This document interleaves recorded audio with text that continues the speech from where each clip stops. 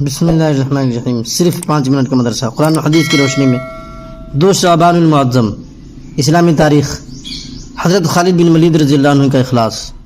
صحابہ کرام رضی اللہ عنہم اجمعین کے ہر عمل میں اخلاص نیت اور اللہ تعالیٰ کی رضا شامل ہوتی تھی، اس لیے وہ اخلاص اور اللہ کی رضامندی حاصل کرنے کے لیے بڑے بڑے عہدے قربان کر دیا کرتے تھے۔ حضرت خالد بن ولید رضی اللہ عنہ کی معزولی ان کے اخلاص کی بہترین مثال ہے۔ جب حضرت عمر رضی اللہ عنہ نے ملکی انتظام اور بعض دوسری مصلحتوں کی وجہ سے انہیں معزول کر دیا اور ان کی جگہ حضرت ابو عبیدہ بن جراح رضی اللہ عنہ کو امیر بنا دیا، تو حضرت خالد بن ولید رضی اللہ عنہ نے لوگوں سے فرمایا، تم پر امیر المؤمنین حضرت عمر رضی اللہ عنہ نے اس شخص کو امیر بنایا ہے جس کو رسول اللہ صلی اللہ علیہ وسلم نے امین الامت کا لقب دیا ہے۔ یہ کہہ کر امارت کو ان کے حوالے کر دیا۔ اس اخلاص اور وفاداری کو دیکھ کر حضرت ابو عبیدہ بن جراح رضی اللہ عنہ نے کہا، میں نے رسول اللہ صلی اللہ علیہ وسلم کو یہ فرماتے سنا ہے کہ خالد اللہ کی تلواروں میں سے ایک تلوار ہے۔ حضرت خالد رضی اللہ عنہ زندگی بھر شہادت کی آرزو کرتے رہے، مگر شہادت مقدر میں نہیں تھی۔ جب ان کے انتقال کا وقت آیا تو بستر پر لیٹے ہوئے فرمایا، جب میں انتقال کر جاؤں تو میرا گھوڑا اور میرے ہتھیاروں کو اللہ کے لیے وقف کر دینا۔ ملک شام کے حمص نامی شہر میں سن 21 ہجری میں ان کا انتقال ہوا۔ حضور صلی اللہ علیہ وسلم کا معجزہ۔ حضرت فاطمہ رضی اللہ عنہا کے متعلق پیشن گوئی۔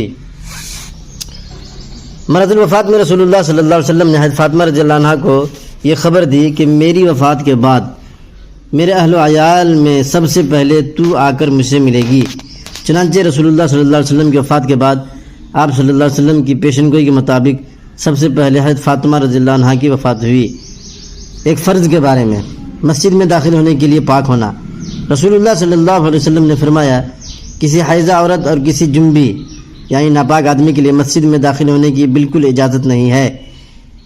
فائدہ، مسجد میں داخل ہونے کے لیے پاک ہونا ضروری ہے۔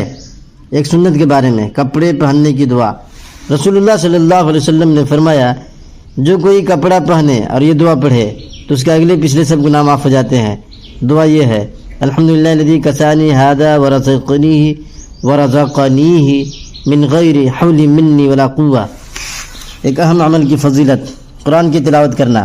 رسول اللہ صلی اللہ علیہ وسلم نے فرمایا، قرآن شریف کی تلاوت کیا کرو، اس لیے کہ قیامت کے دن یہ اپنے ساتھی یعنی پڑھنے والے کی شفاعت کرے گا۔ ایک گناہ کے بارے میں، زمین میں فساد پھیلانا۔ قرآن میں اللہ تعالیٰ فرماتا ہے، بلا شبہ وہ لوگ جو اللہ سے پکا عہد کرنے کے بعد توڑ ڈالتے ہیں اور ان رشتے ناتوں کو بھی توڑ ڈالتے ہیں جن کو اللہ نے جوڑے رکھنے کا حکم دیا ہے اور زمین میں فساد پھیلاتے پھرتے ہیں، تو ایسے لوگ بڑے خسارے والے ہیں۔ دنیا کے بارے میں، دنیا مانگنے والا۔ قرآن میں اللہ تعالیٰ فرماتا ہے، لوگوں میں سے بعض ایسے بھی ہیں جو کہتے ہیں کہ ہمارے پروردگار ہم کو جو کچھ دینا ہو دنیا ہی میں دے دیجیے، تو ان کو جو کچھ ملنا ہوگا وہ دنیا ہی میں مل جائے گا اور ایسے شخص کو آخرت میں کچھ نہیں ملے گا۔ آخرت کے بارے میں، قبر کا عذاب۔ رسول اللہ صلی اللہ علیہ وسلم بنو نجار کے باغ میں تشریف لے گئے، وہاں چند قبریں تھیں۔ اچانک رسول اللہ صلی اللہ علیہ وسلم کا خچر بدکا۔ رسول اللہ صلی اللہ علیہ وسلم نے فرمایا، مردوں کو عذاب دیا جا رہا ہے، اسی کی آواز سے یہ بدکا ہے۔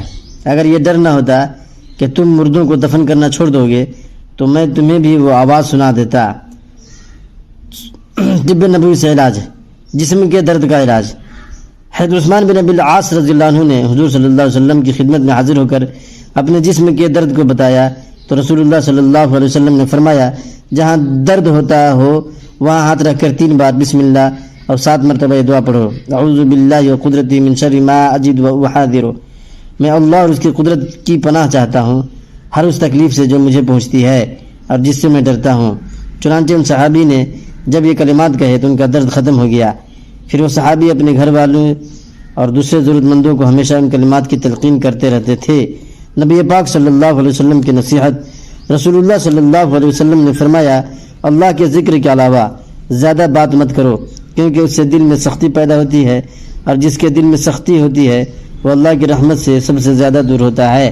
ترمذی شریف، حدیث نمبر 2411۔